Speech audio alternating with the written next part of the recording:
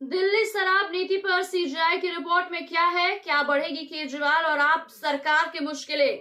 नमस्कार, आप देख रहे हैं इन्फिनिटी लाइव। दिल्ली विधानसभा में राज्य की पिछली सरकार की शराब नीति से जुड़ी कैग यानी रिपोर्ट पेश की गई है। राज्य में भारतीय जनता पार्टी की सरकार आने के बाद ये रिपोर्ट सदन में पेश की गई है। ये रिपोर्ट दिल्ली की उस शराब नीति से जुड़ी हुई है जिसमें हुए कथित घोटाले के आरोप में आम आदमी पार्टी की पिछली सरकार के दौरान तत्कालीन मुख्यमंत्री अरविंद केजरीवाल और उप मुख्यमंत्री मनीष सिसोदिया को जेल भी जाना पड़ा था। जहां सीएजी की रिपोर्ट पेश होने के बाद आम आदमी पार्टी दिल्ली की पूर्व कांग्रेस सरकार की शराब नीति को राज्य में नुकसान के लिए दोषी ठहरा रही है, वहीं बीजेपी एक बार फिर से राज्य की पिछली आप सरकार को घेर रही है।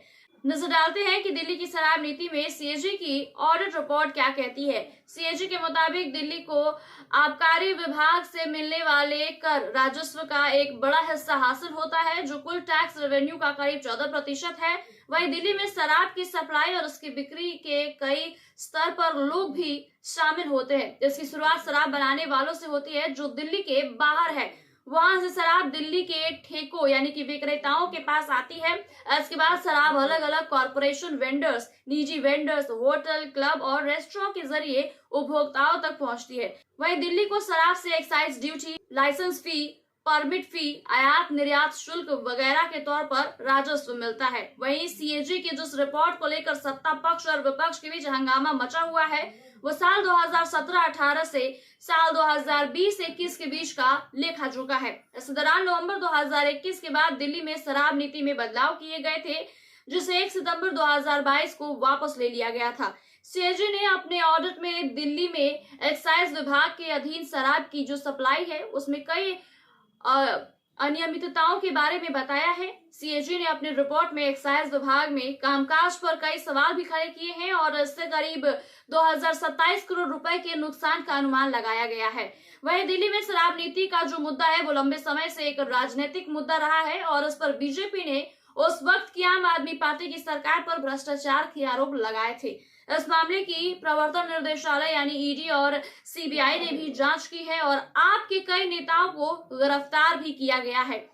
हालांकि आम आदमी पार्टी लगातार किसी भी भ्रष्टाचार से इनकार करती रही है।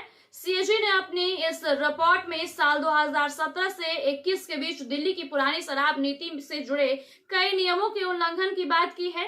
इसमें अधिकारी विभाग की तरफ से लाइसेंस देने में नियमों के उल्लंघन के बारे में बताया गया है। आबकारी विभाग शराब के थोक विक्रेताओं से लेकर खुदरा विक्रेता, होटल, क्लब और रेस्टोरेंट इत्यादि को जरूरी शर्तों को पूरा करने के बाद उस साल के लिए लाइसेंस देता है। वहीं सीएजी ने अपने ऑडिट में पाया है कि इस प्रक्रिया में दिल्ली एक्साइज रूल 35 का पालन नहीं किया गया जो कई तरह से लाइसेंस जारी करने पर पाबंदी लगाता है। सीएजी ने अपनी रिपोर्ट में कहा है कि एक्साइज डिपार्टमेंट इस दौरान जरूरी नियम और शर्तों की जांच के बिना ही लाइसेंस जारी कर रहा था। सीएजी ने शराब की कीमतों को तय करने में पारदर्शिता की कमी दिखाई। वहीं शराब की क्वालिटी कंट्रोल में कमी की तरफ से भी अपनी रिपोर्ट में इशारा किया है। वहीं इस रिपोर्ट में कमजोर रेगुलेटरी फंक्शनिंग, एनफोर्समेंट एजेंसी में काम में खामियों की भी जो है वो गिनती गिनवाई गई है।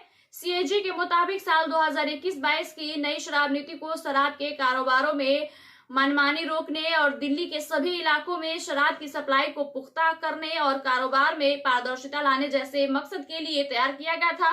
सीएजी ने कहा है कि दिल्ली की इस नई शराब नीति बनाने के लिए इसके लिए बनाई गई थी। एक्सपर्ट कमेटी के सुझाव को अनदेखा कर दिया गया। इस नीति में दिल्ली में शराब के थोक व्यापार का जो लाइसेंस है वो सरकारी थोक विक्रेताओं की जगह निजी विक्रेताओं को दे दिया गया था। वहीं इस नीति में शराब बेचने वालों को 2 की जगह शराब बिक्री केंद्र के अधिकतम 54 लाइसेंस दिए गए। सीएजी का कहना है कि दिल्ली में नई शराब नीति बनाने के पीछे एक मकसद मनमानी या काटल पर रोक लगाना था, लेकिन उसका उल्टा हुआ। इस नीति ने दिल्ली में कुल लाइसेंस धारियों की जो संख्या है वो सीमित कर दी। सीएजी ने बताया कि नई नीति की वजह से कई लाइसेंस धारियों ने समय से पहले अपने लाइसेंस जो है वो सरेंडर कर दिए। इस तरह की खामियों की वजह से सरकार को 890 करोड़ रुपए का नुकसान और इस तरह से सीएजी ने नई शराब नीति की वजह से राज्य सरकार को कुल करीब 2002 करोड़ रुपए के नुकसान का आकलन किया है। ऐसी और तमाम खबरों के लिए देखते रहिए Infinity Live. Please like, share and subscribe to our YouTube channel.